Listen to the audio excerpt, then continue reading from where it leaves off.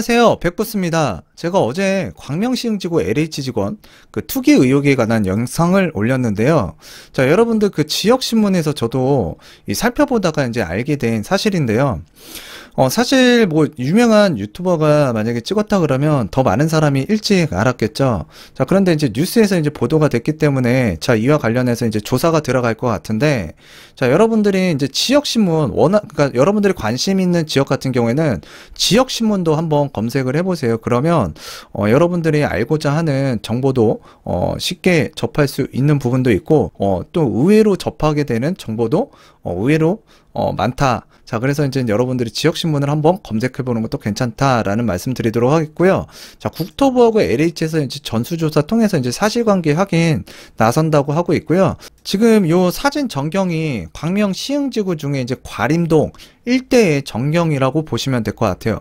그래서 요 부분에서 지금 투기 의혹이 일어나고 있는 이 과림동, 광명시흥 신도시 예정지 토지를 구입한 LH 직원, 자, 어느 정도 있는지와 그리고 이제 업무 관련성이 있는지 파악하기 위한 전수조사에 들어갔는데, 지금 광명시흥지구 LH 임직원들의 토지 매입 내역이거든요. 지역은 과림동, 무진해동이고요. 그 다음에 지목은 전답, 우리가 전통적으로 알고 있는 농지라고 보시면 돼요. 자, 농지에다가 이제 투기를 했다라고 보시면 되는데, 자, 소유주 같은 경우에는 지금 진한 글씨 있죠? 요게 이제 LH 직원이라고 보시면 되고요. 요 파란색 같은 경우에는 이제 가족이나 배우자, 자, 명의로 이제 취득했다라고 이제 의심되는 부분이고, 자, 그리고 이제 요 밑줄 친 부분이 있어요. 이 밑줄 친 것 같은 경우에는 일단 동일인이 이제 취득했다라고 보시면 되는데, 지금 거래일자는 2019년, 20년, 2018년, 2020년인데, 자, 이제 2019년도 같은 경우에도 이제 3기 신도시와 관련해서 광명시흥지구 항상 1순위로 나왔던 지역 중에 하나였잖아요. 자, 그런데 이제 이 사람들이 지금 이 뉴스를 접하고 나서 제 주변에서도 그래요. 야, 여기만 그랬겠냐. 택지지구가 지금 전국에 깔린 게 택지고 지금 개발하겠다라는 땅이 얼마나 많은데 이 정보, 자, 누군가는 이용하지 않았을까? 뭐 여기만 그랬겠냐. 뭐 이렇게 생각하시고 말씀하시는 분들 되게 많아요. 자, 그래서 지금 뭐 예전에도 창릉 3기 신도시와 관련해서도 사전 유출 의혹 굉장히 컸었죠. 자, 그때도 굉장히 이런 의심들을 많이 할 수밖에 없었던 상황인데, 자, 이번에는 아예 그냥 이렇게 뉴스가 터져 버렸어요. 자, 그래서 이제 이 사돈에 8촌에 뭐 이 전수조사까지 다 해봐야 된다. 이 LH 직원, 뭐 국토교통부 직원들. 자, 그래서 지금 어디까지 이게 파장이 미칠지 이제 우리가 또 지켜봐야 될 것 같고요. 하여튼 여론이 굉장히 안 좋습니다. 그래서 이제 이 LH 직원들 중에서도 이제 신도시 업무 관련성이 있는 부서의 직원이 이 사전 정보를 이제 입수를 해서 땅을 산 사실이 드러날 경우에 이 파장 진짜 만만치 않을 것 같아요. 100년 모아도 하위소득 20%는 서울 고가주택 못 산다. 자, 100년 모아도 지금 못 산다. 근데 이게 계속 시간이 가면 갈수록 이 기간이 늘어나는 것 같아요. 그래서 진짜 우리 자녀들, 앞으로 이제 미래 세대들, 이거 주택, 부동산 구입은 어떻게 하고 어디에서 살아야 되나, 참 이런 고민이 많이 깊어지는데요. 자, 일단 뭐 소득 하위 뭐 20% 서울에 고가주택 안 살 수도 있잖아 그러는데, 아니 고가주택이 저렇게 올라가면 나머지 주택 가격도 서열에 맞춰서 따라 올라갈 거 아니에요. 지금 서울이나 경기, 인천 뭐 이런 데 한번 살펴보세요. 뭐 주택 가격 안 올라간 데가 있나. 자, 그래서 이제 심히 걱정이 되는 부분인데, 지금 뭐 가격이라는 게 저는 뭐 조정과 상승 하락을 반복하면서 그래도 중장기적으로는 일자리가 많은 이 수도권을 중심으로 해서는 저출산 고령화가 진행된다고 하더라도 주택가격은 우상향한다라고 보는 사람 중에 하나이기 때문에, 심히 이렇게 가격이 높아지게 되면 우리 미래 세대들 참 우려스럽고 또 걱정이 되는 부분이 큰 거죠. 저도 이제 그 아기가 하나 있는데, 와, 진짜 저희 아기가 지금 자고 있는데요. 지금 보면서도 그런 생각 들어요. 가끔 이런 뉴스를 접하게 되면 내가 잘해야 되겠구나. 가난은 나라에서도 구제를 못 해준다고 하는데요. 진짜 내가 잘해야 될 것 같아요. 일단 KB 국민은행에 따르면 지난해 12월 기준 전국 가구 하위 20% 1분위, 그래서 서울 상위 20% 5분위 아파트. 그래서 PIR은 지금 101.5를 기록했는데요. 자, PIR은 주택 가격을 가구 소득으로 이제 나눈 값이에요. 자, 즉 소득 1분위 가구의 경우 돈을 한 푼도 안 쓰고 100년 넘게 일해도 서울 내 5분위 아파트를 매수하지 못한다라는 뜻이다. 자, 그러니까 인생 100세 시대가 다가오고 있다. 인생 100세 시대다. 자, 이런 얘기가 있죠. 태어나자마자 일을 해도 이 100년 동안 일을 해도 주택, 서울 내 5분위 주택을 취득할 수 없다라는 얘기예요. 이거 굉장히 심각한, 부분이라고 이제, 생각이 되고요. 자, 그만큼 지금 주택 가격이 높다라는 반증이죠. 소득 하위 20% 가구는 중간 수준, 그러니까 서울의 3분위 아파트를 매수하는데도 46.9년, 그러니까 20살에 사회생활을 한다고 하더라도요, 서울의 중간 가격대 아파트, 66.9년, 그러니까 66세, 67세는 돼야 내 집 마련 가능한 거고요. 자, 1분위 하위 20% 아파트를 매수하는데도, 자, 20년이 걸린다. 자, 이렇게 지금 근로소득을 꾸준히 모아서 서울에 내 집 마련 한다라는 것이 사실상 불가능한 거죠. 자, 그러다 보니까 지금 사람들이 외곽으로 나가기 시작한 거예요. 자, 외곽에 이제 주택들이 왜 올라갔냐? 서울에 지금 전세가도 높고, 또 이제 주택 매매 가격은 더 높아졌고, 자, 근데 안 오른 거 하나 있죠. 내 월급만 안 올랐어. 그러니까 살기가 어려워지는 거예요. 이게 우리가 인생을 살아가면서 이 주택에 사용되는 자금이 커지면 커질수록 이 삶의 질이 많이 떨어질 수밖에 없거든요. 이제 주택은 못 사더라도 이제 전세는 살아야 되잖아요. 새 임대차법 시행으로 전셋집 마련도 어려워졌다. 그래서 이제 KB가 발표한 소득 대비 전세 가격 비율, 자, 이걸 살펴보니까 전국 소득 하위 20% 가구가 서울 내 하위 20% 아파트 전세값 모으는데도 11년, 그러니까 한 12년 정도 걸리는 거예요. 11.7년이라고 하니까 11년, 12년이 걸린다. 자, 3분위 아파트 전세값 마련하는데도 26년. 자, 5분위 상위 20% 아파트 있죠. 자, 51년이 넘게 걸린다. 이러다 보니까 이제 갈수록 심해지는 양극화 현상이 일어나고 있는 건데, 지금 이 양극화 현상을 해소한다라고 이제 정부에서 정책을 펼치고는 있지만, 지금 역효과, 부작용들이 많이 일어나고 있거든요. 오히려 가격이 많이 올라가고 있는 상황이고, 지금 그 가격이 올라가면서 힘들어지고 있는 민생, 그 다음에 지금 소외받고 있는 계층들이 상당히 많습니다. 2월 서울 아파트 평균 매매 가격 전월 대비 2,084만원 오른 10억 8,192만원. 그래서 11억 원에 이제 육박을 했고요.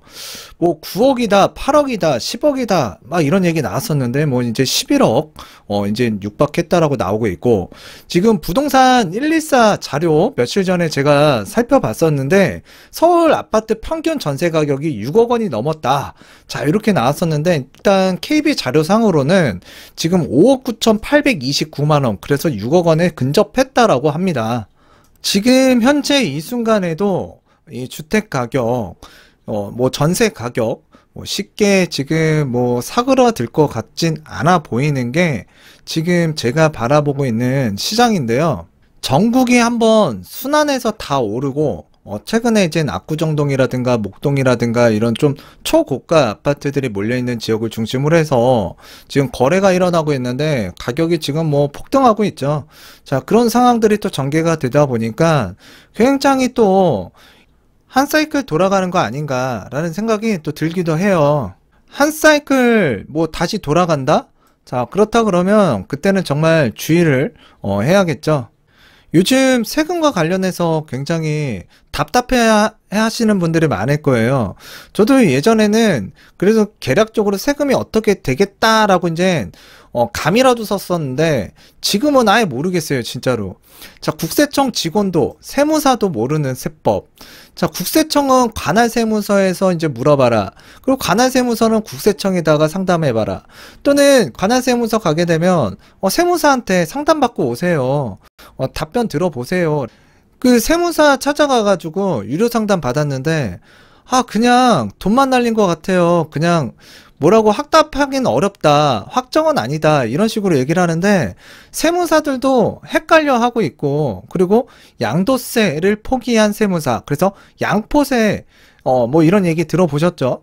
지금 뭐 이게 비과세 요건에 해당하는 건지 아니면은 무슨 특례에 이제 의해서 뭐 혜택을 받을 수 있는 건지 자 이런 답변을 좀 얻어야 되는데 지금 굉장히 복잡해졌잖아요. 누더기 막 덕지덕지 만든 법이기 때문에 지금 사실 이거 붙이고 저거 붙이고 또 이것 때문에 안 되고 저것 때문에 안 되고 지금 이런 것들을 좀 따져줘야 되는데 지금 관할세무서도 국세청에서도 그리고 이 전문 세무사도 잘 모르는 상황을 일반 사람들이 어떻게 알겠냐고요. 국민한테 세금만 걷어갈 게 아니라 좀 정리해줄 기관이 좀 필요한 것 같아요.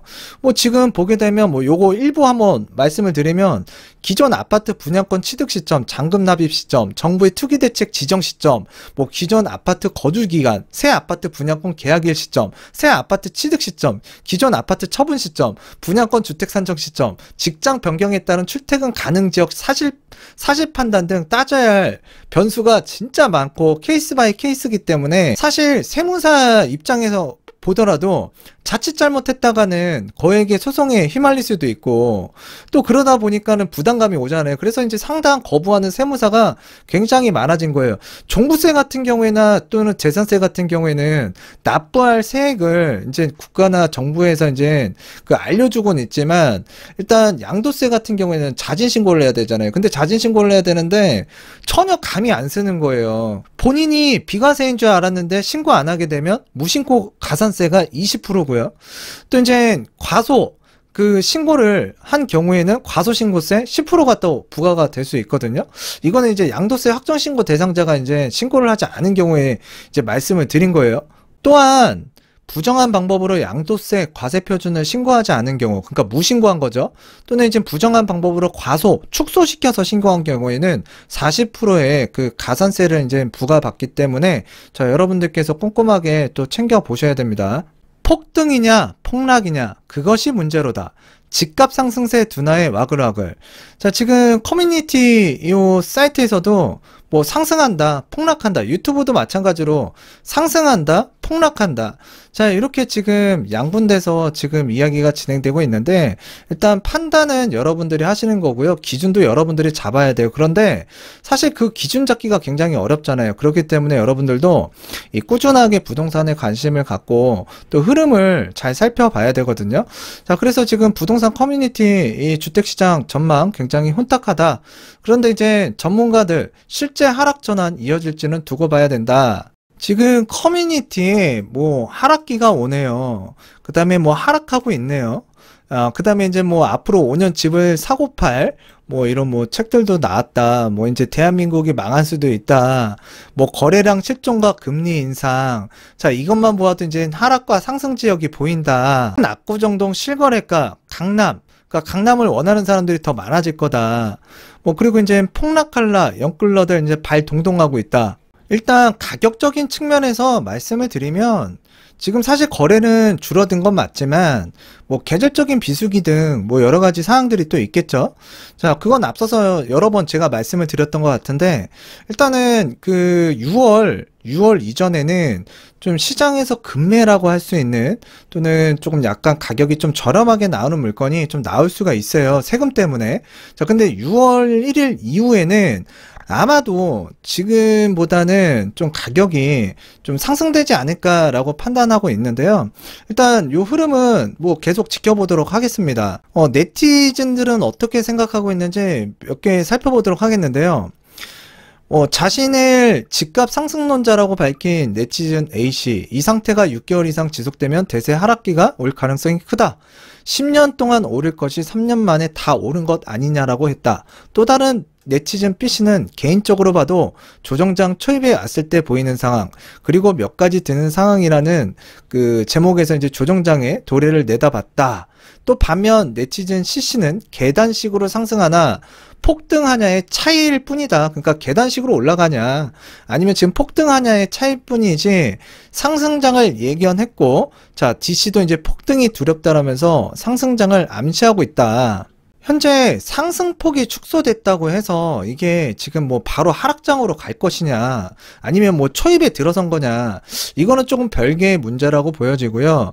지금 뭐 하락장으로 가기 위해서는 더 많은 이유라는 게 좀 발생이 돼야 되는데, 아직까지 그런 이유, 충분한 이유는 아직 나오진 않은 것 같아요.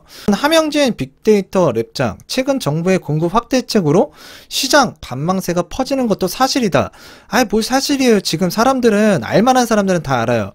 자, 이게 지금 당장 공급되는 것도 아니고 앞으로 좀 시간이 꽤나 남았잖아요. 그리고 뭐 지금 뭐 택지 지금 이 보상과 관련해서도 시간이 꽤나 걸릴 거고, 또 실제로 입주하는 데까지 생각해 보시면 답이 나와요. 꽤 오래 걸립니다. 자, 그래서 이제 지금 당장 이 부분에 가지고 하락 전환을 얘기하는 거는 저는 좀 이르다 라고 판단하는데, 이분도 그렇게 얘기를 하셨네요. 일단 적어도 계절적 성수기가 지나고, 자, 절세 매물 출회가 도래하는 5월까지는 시장 상황을 지켜봐야 추세를 판단할 수 있다. 제가 봐도 이 부분은 진짜 제가 여러 번 이 부분에 대해서 얘기를 드렸어요, 저도. 자, 그래서 5월까지는 일단 지켜봐야 되고, 6월 1일 이후에 저는 좀 지켜보되 좀 가격이 좀 상승해서 나오지 않을까, 좀 이런 생각이 좀 많이 드는데요. 하여튼 상반기에도 지금 이미 가격적인 측면에서는 상승을 했는데, 하반기에는 진짜 감당하지 못할 수 있는 수준으로 또 올라갈 수도 있기 때문에 끝까지 또 지켜봐야 될 것 같고요. 자, 일단 금리가 또 이제 관건이 되겠죠. 그래서 금리 부분은 계속 우리가 추적 관찰할 필요가 있겠고요. 금리가 인상될 경우에는 영끌 매수자부터 뭐 최근 이제 대출을 많이 끌어다가 쓰신 분들, 자, 그런 분들 같은 경우에는 이자 부담을 느낄 수밖에 없겠죠. 자, 그래서 이제 금리 인상에 따른 매물 출회를 높이는 트리거가 돼서 하락장이 올 수도 있다라는 또 주장이 있습니다. 자, 그런데 이제 금리가 뭐 단기간에 6개월, 뭐 1년 안에 뭐 5%, 6% 상승되는 상황이라면 크게 문제가 될 수 있겠는데, 그렇게 급격하게 올라갈 만한 상황을 만들지는 않을 거라고 봐요. 근데 이제 금리가 올라가고 있다는 부분에서는 우리가 굉장히 신경 써야 되고, 또 조심스럽게 이 시장을 바라봐야 된다는 얘기죠. 자, 그런 부분을 항상 유의를 하시면서 금리를 항상 추적 관찰할 필요가 있다. 이 말씀을 드리도록 하겠고요. 수도권 아파트 13년 만에 최고 상승. 그러니까 아직 상승세가 죽었다, 뭐 이렇게 얘기하시는 분들은 조금 이른 판단을 하신다라고 판단이 되고요. 자, 일단 상승세는 일단 지금 계속 지속 중이고, 그리고 이제 수도권 아파트값 한 달 새 이제 1.71% 오르면서 13년 만에 최고 상승폭을 기록했다. 그래서 경기, 인천, 수도권 강역급행철도, 자, 호재가 있는 지역들, 그리고 서울은 정비사업 진척 기대감이 주된 상승 동력으로 이제 작용했다라고 지금 나왔는데요. 2일 한국부동산원에 따르면 2월 경기 아파트 매매 가격 상승률은 전달 1.54%보다 0.76포인트 높은 2.3%로 조사됐다. 2007년 1월 이후 14년 만에 최고치를 경신했다. 특히 이제 의왕시하고 안산 같은 경우에 한 달 사이에 아파트 가격 상승률이 이제 각각 5.19%, 4.02% 폭등했고요. 자, 이들 지역은 GTX 신호선이 연장될 수 있다라는 기대감에 급등이 일어났다라는 분석이다. 자, 그래서 6월 달에 지금 GTX-D나 GTX-C 좀 연관 있는 지역들 같은 경우에는 지금 상당폭 가격 상승이 좀 될 확률이 굉장히 높겠고요.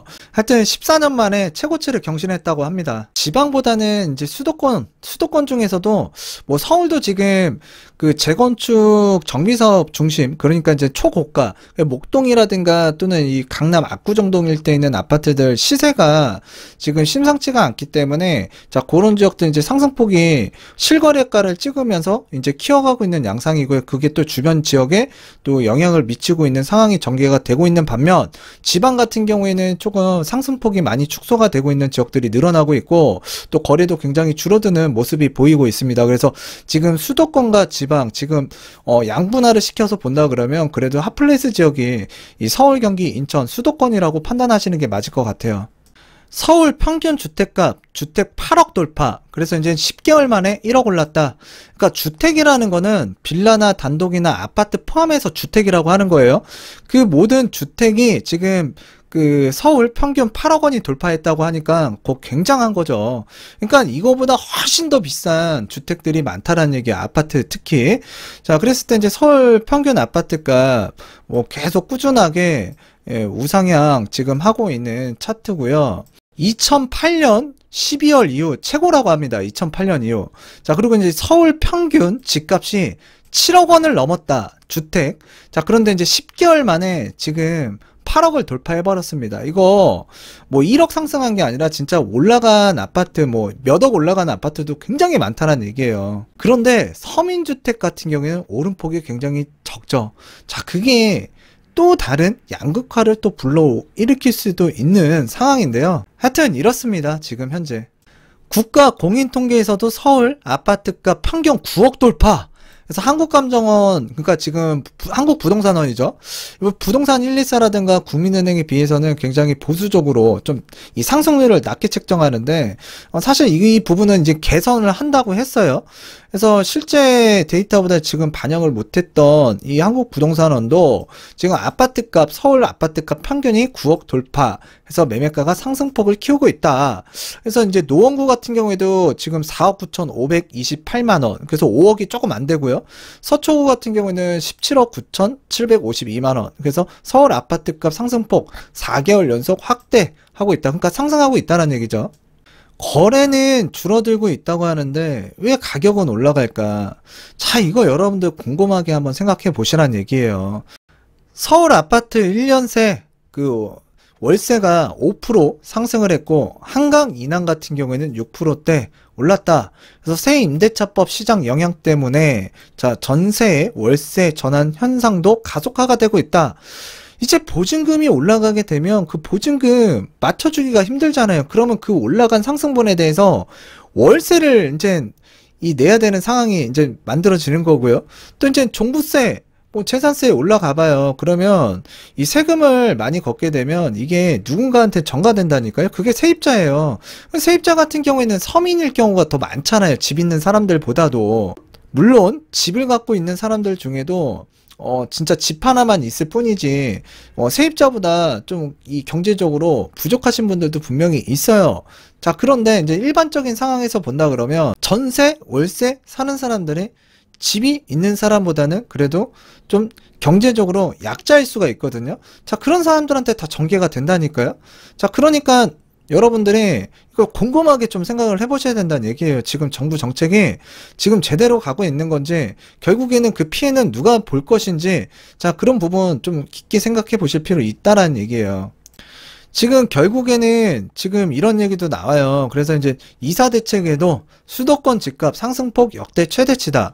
그래서 21년 2월 전국 주택가격 동향 살펴보게 되면 특징사항이 저는 그거예요. 전국적으로 미분양 주택이 굉장히 많이 줄어들었다. 자, 그리고 또 이제 그 2월달 수도권 집값 1.17% 올랐고요. 지금 앞서서 봤다시피 뭐 역대 뭐 최고치다, 뭐 몇 년 만에 최고치다, 막 이런 상황 나오고, 전세 뭐 서울 평균 전세 가격이 6억이 넘어갔다, 아파트.